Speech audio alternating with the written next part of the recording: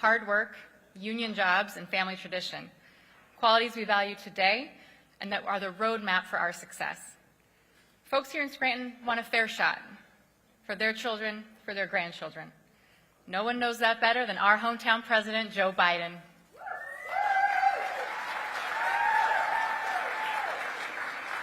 And no one is better suited to be leading our nation right now as we navigate an economy that continues to knock it out of the park globally, but it remains challenging for many households.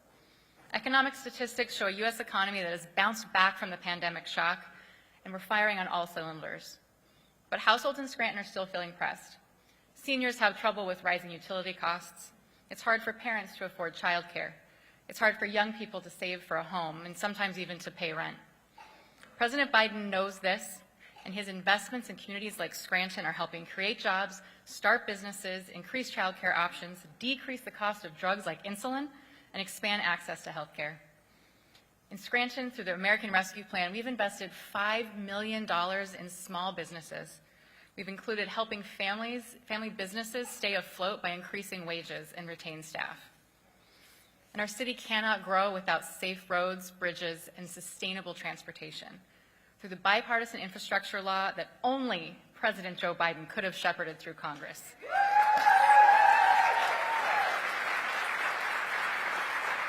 And with the help of our hometown Senator Bob Casey, Congressman Cartwright, and Governor Shapiro, Scranton is set to welcome Amtrak from Scranton to New York in just a few years.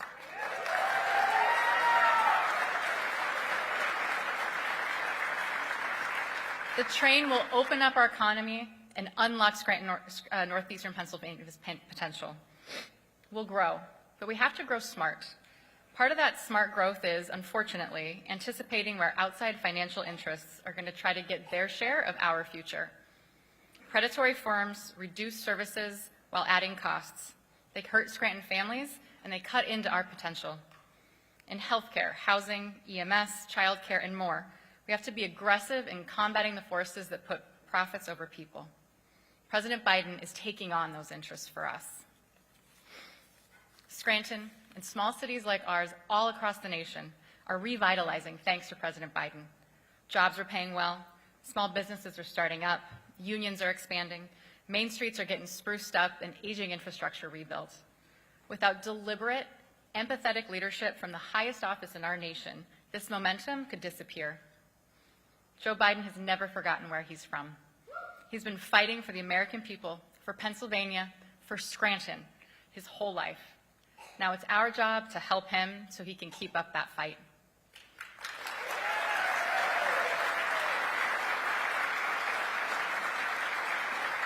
And now it is my pleasure to introduce another person who is fighting for us every minute of every day, Governor Josh Shapiro.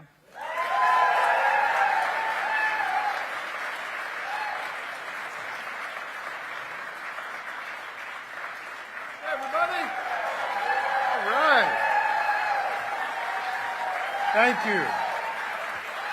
Thanks, everybody. What's up, Scranton? How you doing?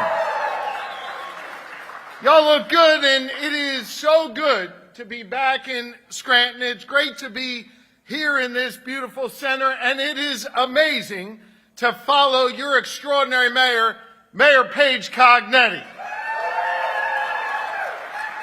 She is doing a hell of a job and has been a great partner to me as we work to grow our economy, as we work to put more money back in folks' pockets, as we work to make sure that Scranton is a shining light, not just here in the Commonwealth of Pennsylvania, but an example all across this great country. I want you to know it's great to be here with Mayor Cognetti, and it is even better to be here with Scranton's own President Joe Biden.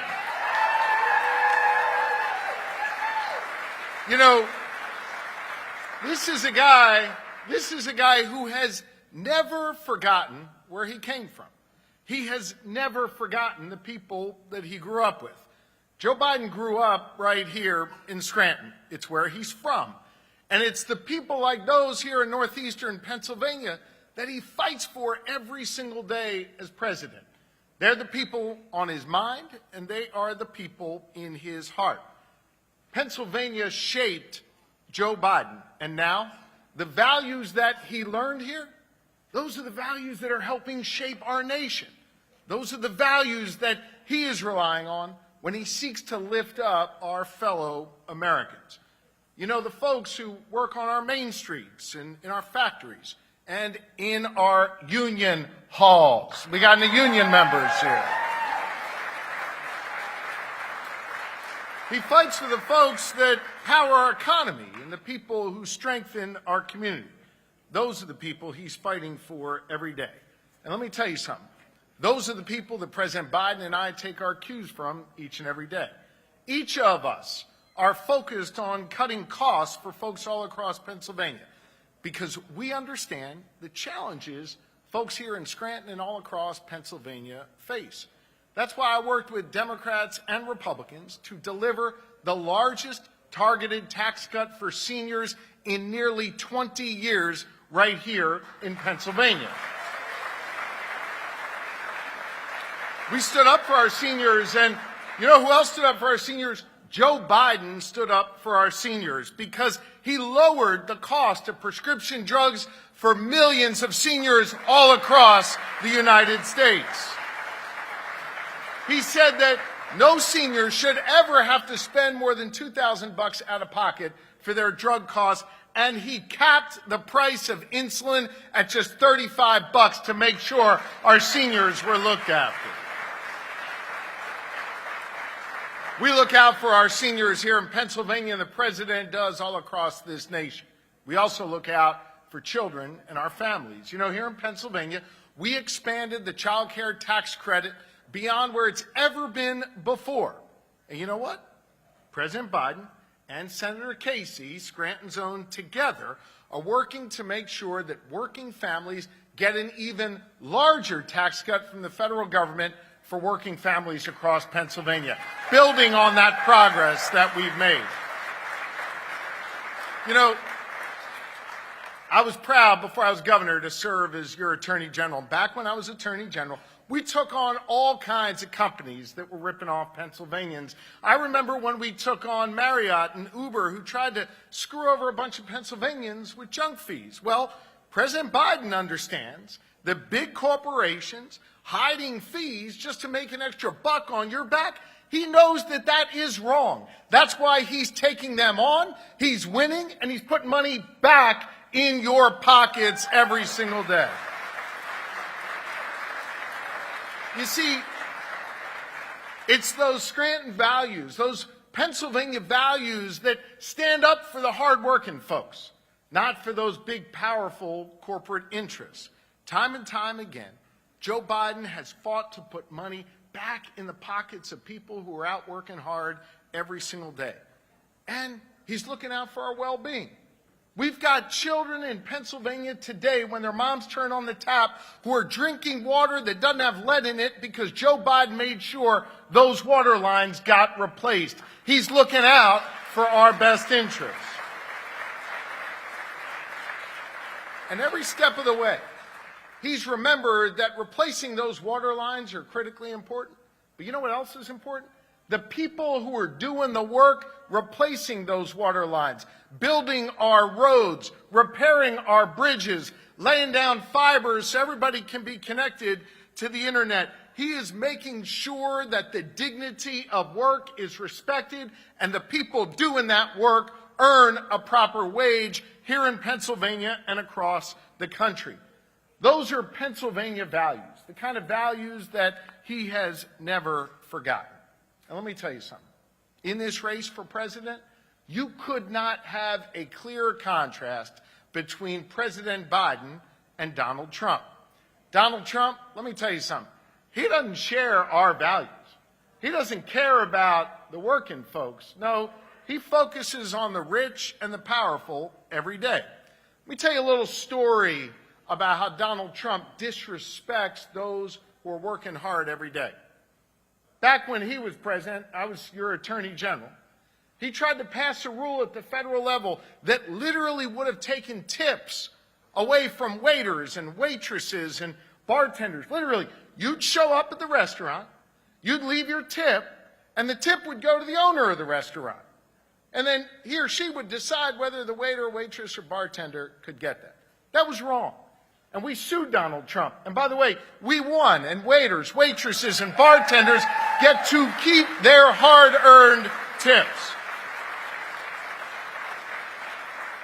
I tell you that story because President Biden and I understand that the folks who are working that double shift, the folks who are serving the meals and serving the drinks, they deserve to be treated with respect.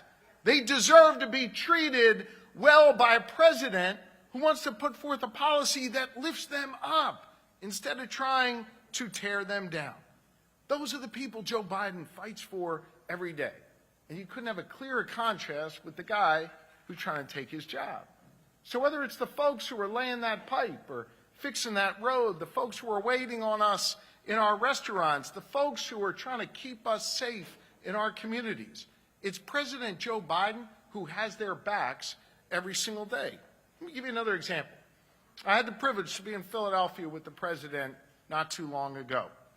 He wanted to come to Philly, and he wanted to go to a fire station there. It's called Ladder 1, and it had shut down years earlier.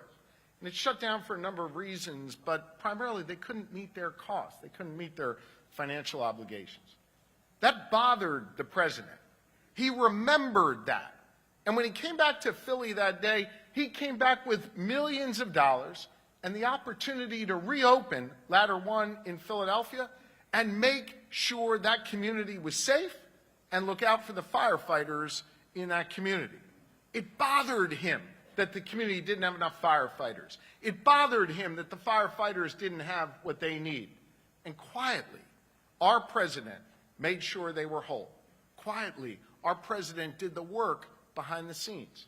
You see, Joe Biden understands firefighters aren't there for a phony photo op, which Donald Trump uses them for. They are there to keep us safe, and they deserve respect and dignity, and they deserve more money in their pockets, and Joe Biden has delivered that for them every step of the way.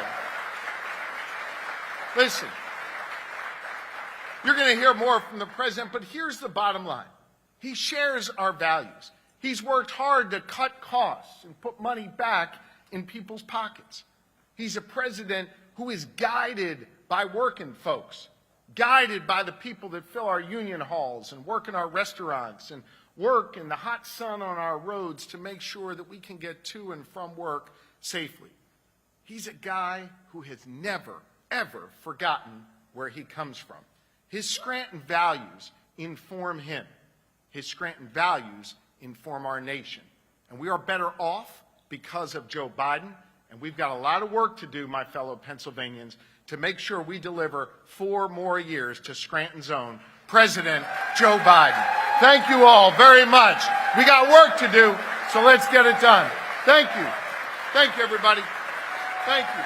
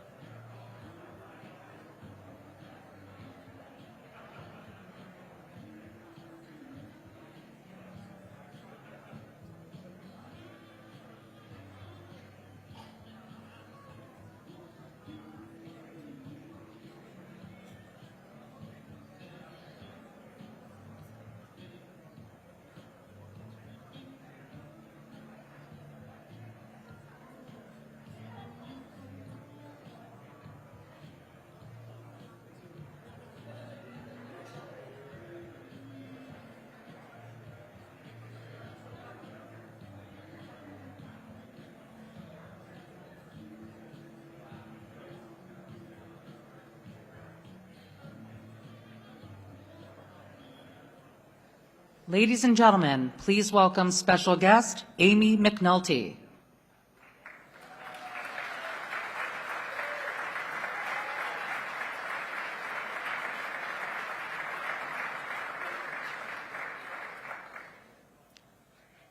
Hello, I'm Amy McNolty, and I'm honored to stand before you today. My story, like many of yours, is one of perseverance and hope. It is the story of providing for a family and hoping to create a foundation for them to have a fulfilling future. My husband Michael and I dream of sending our daughters to college without being burdened with debt, so they can find fulfilling careers that allow them to purchase their own homes where they can create futures of their own. Shortly before our first daughter was born, we decided that Scranton would be the place where we would raise our family. We felt confident that we could afford a home, and we had a solid support system here. We purchased our starter home in 2010, just a block from where President Biden himself once called home. Our daughter Isla was a few months old, and we welcomed our second daughter Muriel just over a year later. We faced a lot of financial pressures as first-time homeowners with two young daughters, but we always stayed focused on love and cherished memories, dreaming of a brighter tomorrow.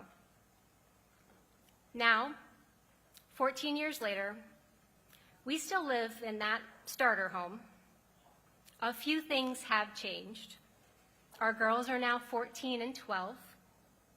They've grown up, but our home hasn't gotten any bigger. Our one shower works extra hard these days, and there's a daily battle for time in there, the most unfortunate casualty being my husband. Michael and I both have careers in education. I was the first in my family to go to college, and now spend my days helping other first-generation students at my community college succeed. So for our family, there was never a question of whether our children would attend college if they want to, but there was always a question if we could afford it. As our girls get older, those financial pressures are still there. But thanks to President Biden's unwavering commitment to families like ours, for the first time in a long time, we are hopeful. When President Biden expanded the child tax credit, it put an extra $600 in our pocket every month. That meant a lot to us. Not only did it give us a little breathing room during the pandemic, it also let us glimpse a future where we could really start saving for our daughter's college education.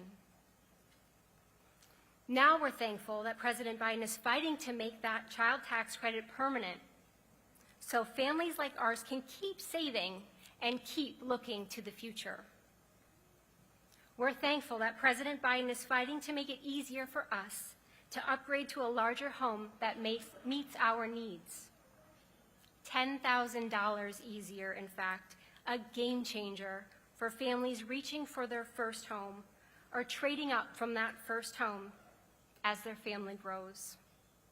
And while other politicians push tax breaks for the super wealthy, who already have more than enough, we're thankful that President Biden is fighting to cut taxes for middle-income families like ours, so we can have enough to make the dreams for our daughters a reality.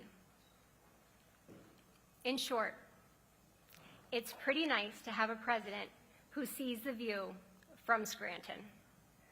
Yes, yes. He is fighting for us and knows what it's like to grow up where we are. Other politicians who have not walked a mile in our shoes just can't understand what it's like. It's surreal to stand here today sharing our journey with you all, but it's with immense pride that I introduce a leader who understands the struggles of families like mine, who champions the aspirations of working class and middle-income America. It is my honor to introduce President Joe Biden.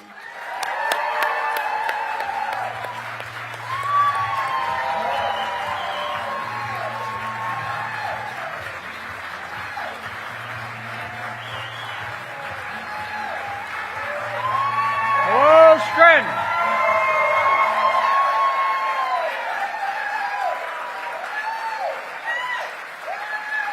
Thank you, thank you, thank you.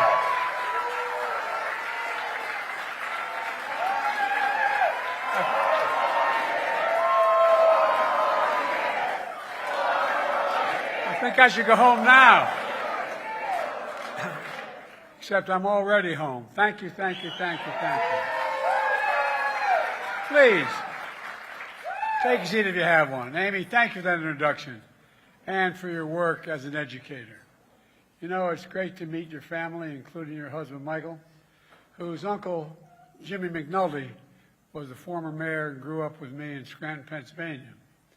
You know, thanks to the mayor, Paige, excuse me, I was going to talk about the old mayor, Paige Cognetti, for that welcome, and she's been incredible. She's been with me all along the way. It's always great to be with one of America's best governors, and I mean that sincerely, Josh Shapiro. He's the best. Stand up, guys. Get up.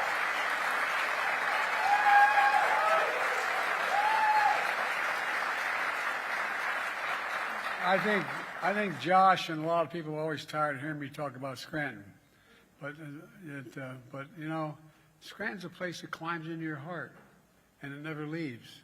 I mean that sincerely. It's home. That's a special thing that's in your heart. For me, it was 2446 North Washington Avenue, just a block away from Amy's house. We used to come back after morning mass to St. Paul's on Sundays. St. Clair's wasn't built until I had moved. My grandfather, who worked for the newspaper, and my uncles would hold court around the kitchen table with a guy who was sort of the David Broder of the Pennsylvania Press, Scranton Press. You think I'm kidding? It wasn't, but anyway. And he would, they'd come and have breakfast at the table, and a kid could wander around the table where the adults were sitting, but you could never sit at the table. And I'd walk up and stand next to my grandpa, and while they were having conversation, and they're talking about they talk about what was going on in the neighborhood, they talk about what was going on in the world. They're all learned men, and I learned a lot here in Scranton. I learned that money doesn't determine your worth. My grandfather would tell me, Joey, nobody's more worthy than you, and everyone's your equal. And that was that was.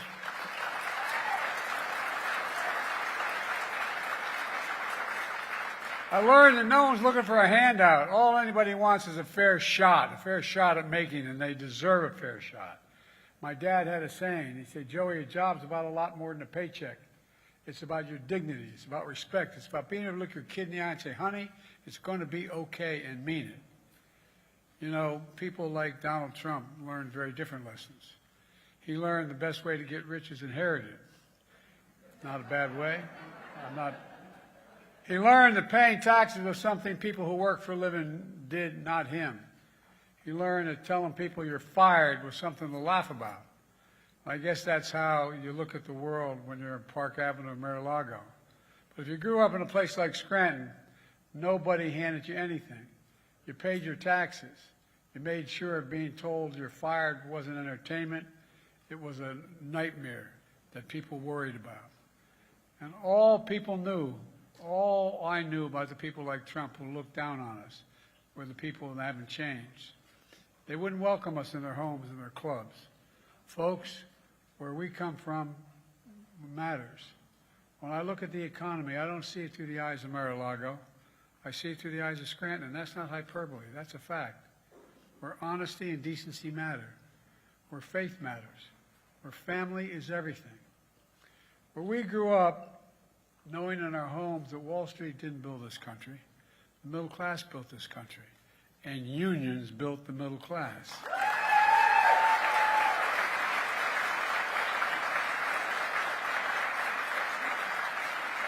We know the best way to build an economy is from the middle out and the bottom up, not the top down, because when you do that, the poor have a ladder up, the middle class does well, and the wealthy still do very well. We all do well. There's a stark contrast from my opponent. He looks at the economy from Mar-a-Lago, where he and his rich friends embraced the failed trickle-down policies that have failed working families for more than 40 years. Scranton values are Mar-a-Lago values. These are the competing visions for our economy, and they raise questions of fundamental fairness to the heart of this campaign that I want to talk to you about a little bit today. Folks, does anybody really think the present tax code is fair? Raise your hand if you think it's fair. I'm not joking. Well, neither do I. I'm a capitalist. If you're able to go out and make $1 million bucks, fine. That's okay. But just make sure you pay your fair share in taxes.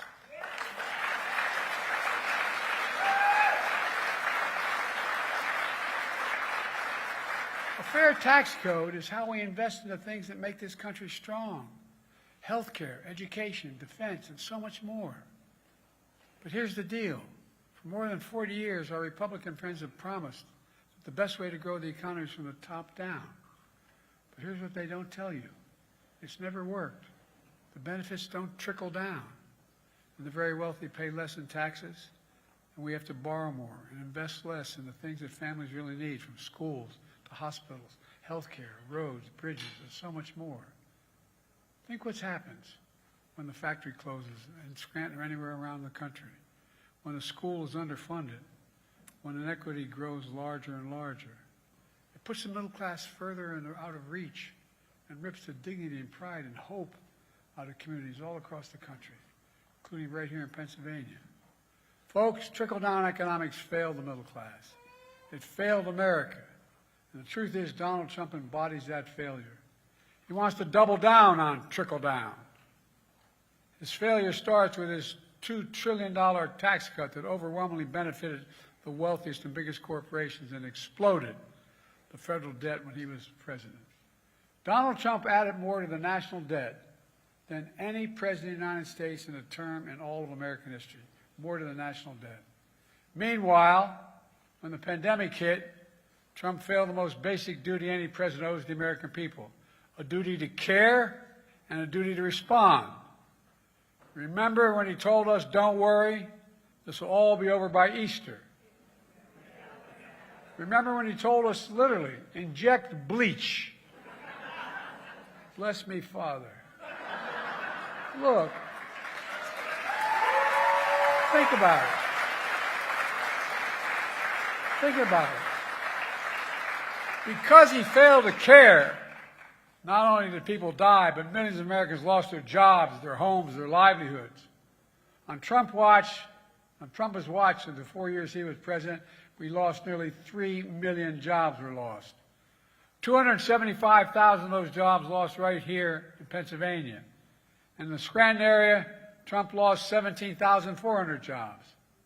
180,000 manufacturing jobs lost nationwide, including 37,000 manufacturing jobs right here in Pennsylvania.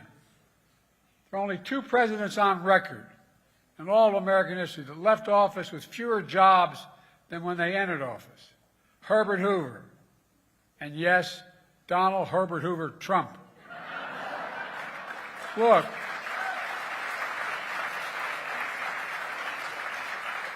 Trump's running again on the same failed trickle-down policies. Nothing's changed. Just a few months ago at a closed-door event in Mar-a-Lago, he told his millionaire and billionaire donors the following, this is a quote, "You're rich as hell, and we're going to give you tax cuts," end of quote. And then they all laughed about it. Not because they didn't think it would happen, because they knew it will happen if he's elected. How does that make me feel? How does it make you feel? How does it make the people I grew up with feel? I think it's outrageous. Trump wants to renew another round of billionaire tax breaks and corporate giveaways. And look, I come from the corporate state of the world, Delaware. I represented for 36 years. They're entitled to make a fair profit. It makes sense. There's more corporations incorporated in Delaware than every other state in the nation combined. But this is ridiculous what's going on now. You know, there are about 1,000 billionaires in America. Do you know what the average federal tax rate for a billionaire is today in America? For real. 8.3%. That's how much federal tax. No, I'm serious. Not a joke. Far less than the vast majority of Americans pay in federal taxes. No billionaire should pay a lower tax rate than a teacher, a nurse, a sanitation worker. I mean it.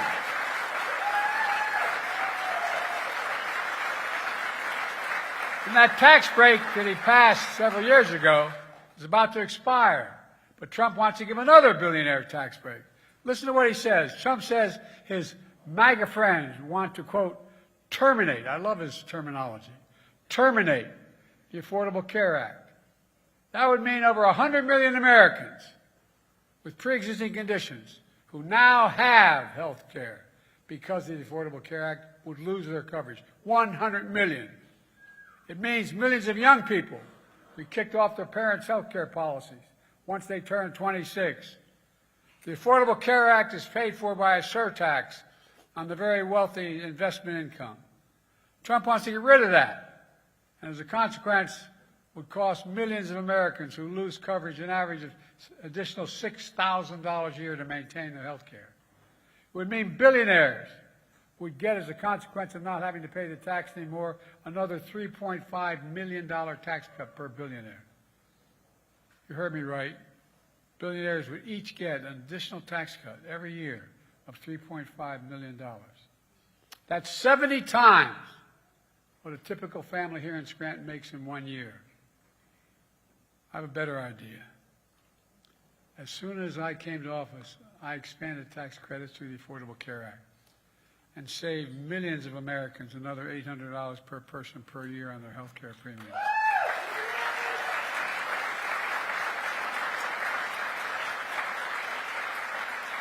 Health care should be a basic right. Those tax credits are going to expire next year, though. And I want to make those tax credits permanent. The first thing I'll do if I'm reelected is make them permanent. Folks, and my plan calls for a minimum federal income tax of 25%, just 25% on billionaires. Well below the top rate, but fair, and they can afford it. You know how much money that would raise? That would raise $500 billion over the next 10 years. $500 billion. Be a drop in the bucket for them. They wouldn't have to sell one single bit of their assets. And imagine what we could do for America. Imagine a future with affordable child care, paid leave, home care, elder care, and more, like every major country in the world has. Of all this is not only good for families, it creates jobs. It generates growth. It generates income. It generates economic vitality. Because guess what?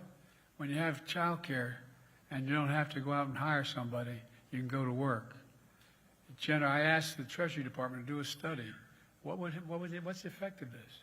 The effect of what I'm talking about is to increase economic growth.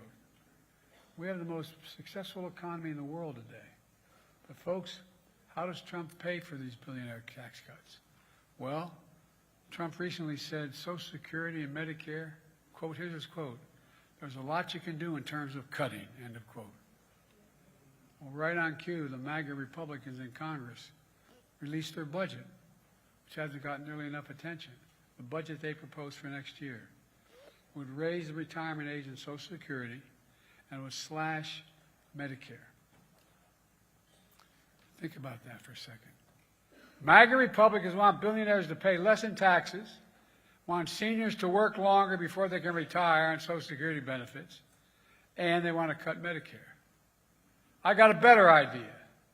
Let's protect Social Security and Medicare and make the very wealthy begin to pay their fair share in high taxes.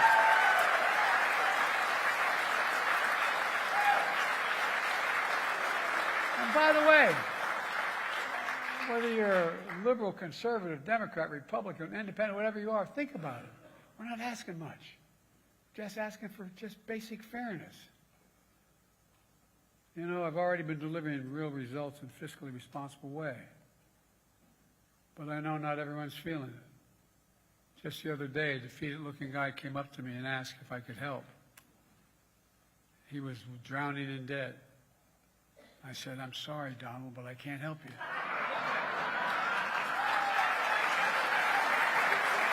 Nothing I can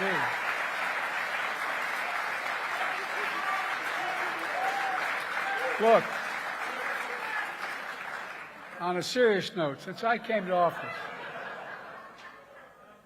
I've already cut the federal deficit. You know, all the stuff they talk about what we've done, and I'm going to be self-serving a little bit. Every objective alternative points out we've had the most successful economy of any major economy in the world so far. A lot more to do. But guess what? During the whole time, I've been able to cut the federal deficit at the same exact time to over $1 trillion. $1 trillion. And I signed a bipartisan budget deal that will cut another $1 trillion over the next decade as well. And I know what to cut.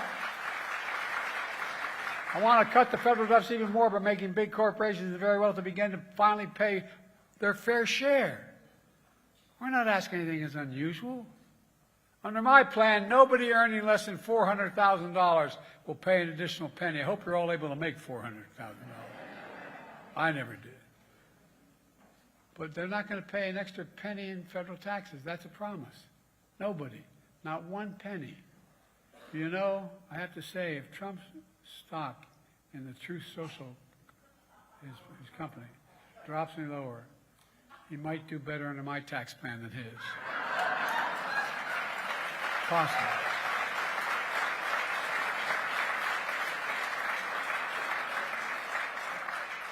Folks, look. I want to cut taxes on the hardworking folks here in Scranton and all across the country, and Claymont, where I've moved from Scranton to Claymont in Delaware, all across the country, like Amy's family. In fact, the child tax credit I extended during the pandemic put up to $300 per child in the pockets of around 40 million working families. And it literally cut child poverty in half. And we still reduce the deficit.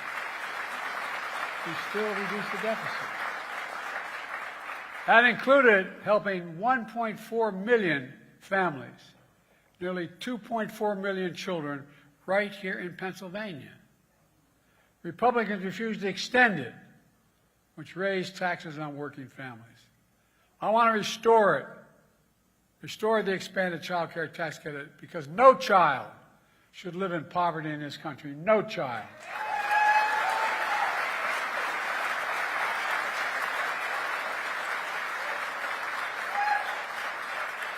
We've got a lot more work to do, I know. The cost of housing is so important. I want to provide families like Amy's the $10,000 tax credit to help them buy their first home or trade up for a little more space. Well, no, it's important. And by the way, it will grow the economy.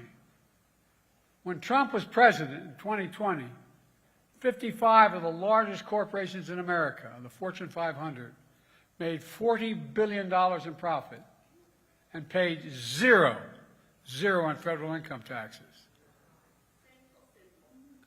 Well, guess what? I came along and took care of the sin. Not anymore.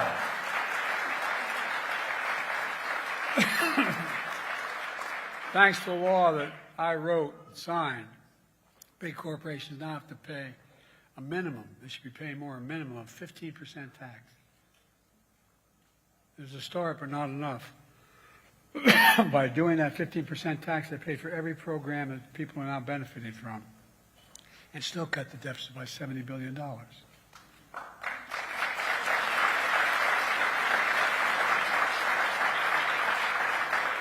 And by the way, that 15% is still less than working people pay in federal taxes.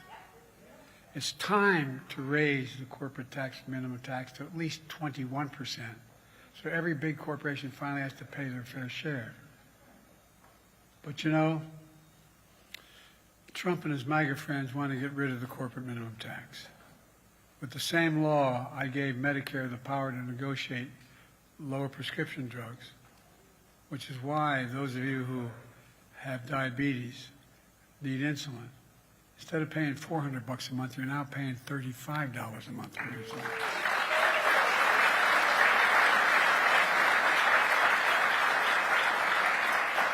I've been working on taking on Big Pharma my whole career. But guess what? If I put you on Air Force One, we flew out of here and you took a prescription you had from a drug company in America. I will take you any city you name, whether it's Berlin, whether it's in Canada, whether it's in Hungary, wherever it is, and you'll pay 40 to 60% less for that same exact prescription. No, not a joke. And by the way, when we in fact reduce, and there's much more to come in that health care proposal, that Medicare proposal. For example, seniors beginning in 2024, no matter how much their prescription drug costs are, they'll never have to pay more than $2,000 a year, no matter what. And by the way, companies will still make money. They'll still make a significant profit. Still make a significant profit.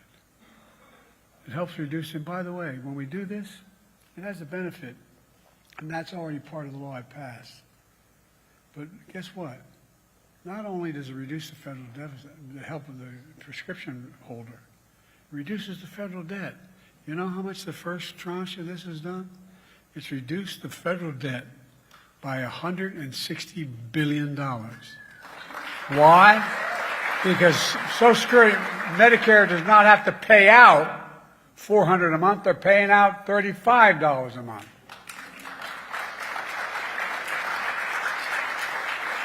But Trump's committed, if he's reelected, he gets elected again, he wants to get rid of the law and give Big Pharma the power to charge again whatever you want, which will also increase the deficit. Folks, are we going to let that happen? No. We can't. And that same law empowers the IRS to go after the super wealthy. You know what?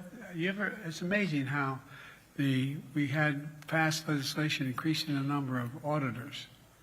Guess who wanted them all cut? No, I'm not joking. Republicans. Why? Because it takes an awful lot of sophistication to be able to go through the tax returns of these billionaires to know what's going on. But while you work hard and pay your taxes, Trump wants to give his billionaire friends the power to avoid paying, even what they already owe, not what they should be paying. I know if you didn't know better, you think I'm making this up, but you can check it all out. Folks, he's coming for your money, your health care, and your Social Security. And we're not going to let it happen. We're not going to, can't let it happen.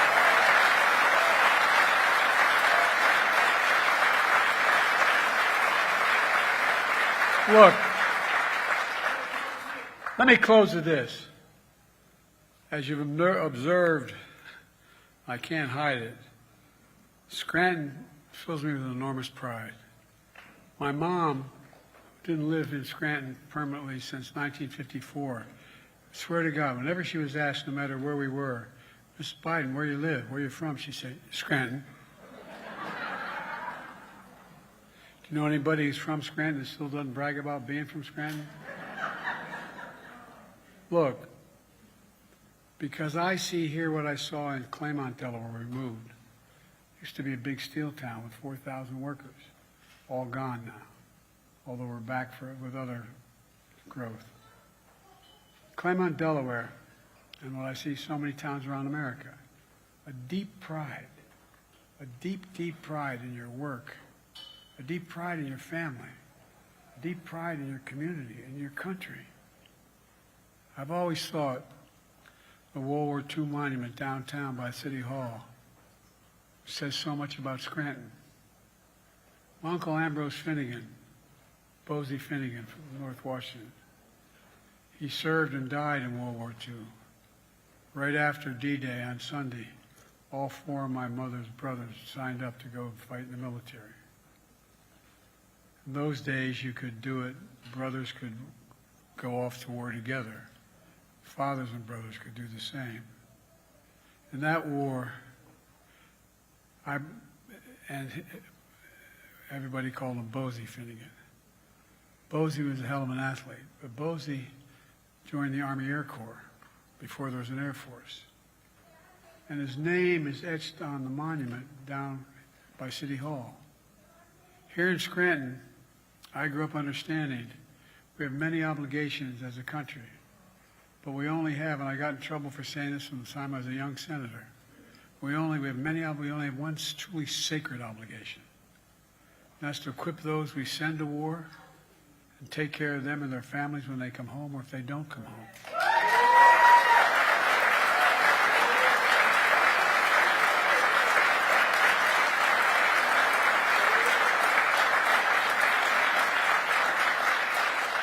I don't want to lose my temper in this, but I think about the statue in town now that I'm Commander-in-Chief.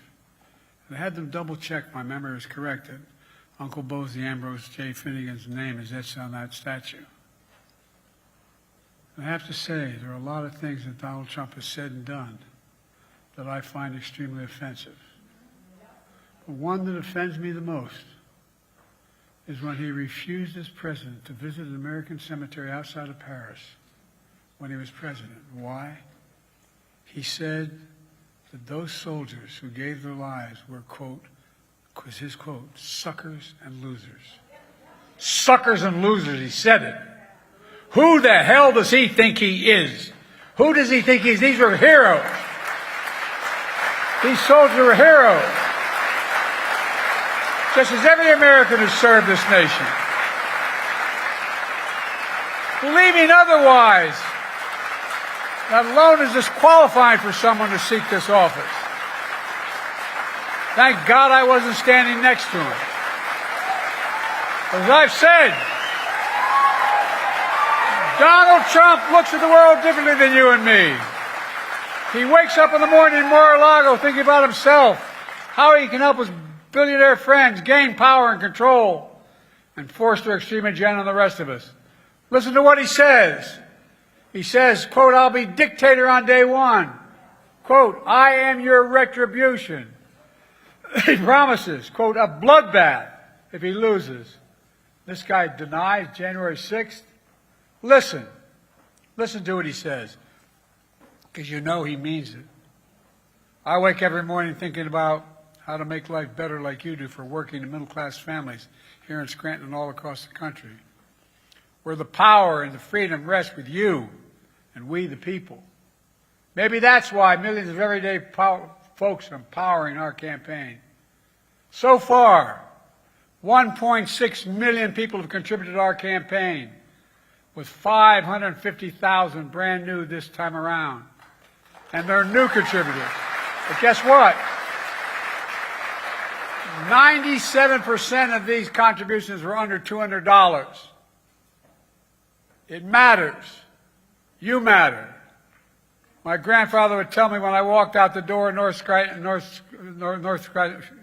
Washington Avenue in Scranton, he'd yell, Joey, keep the faith, when I was a kid. My grandmother would yell, no, Joey, spread it. Spread it. Let's keep the faith. Let's spread it. Let's remember who we are. We are the United States of America. There is nothing beyond our capacity if when we act together. God bless you all, and may God protect our troops. Thank you, thank you, thank you. Thank you. Thank you, folks.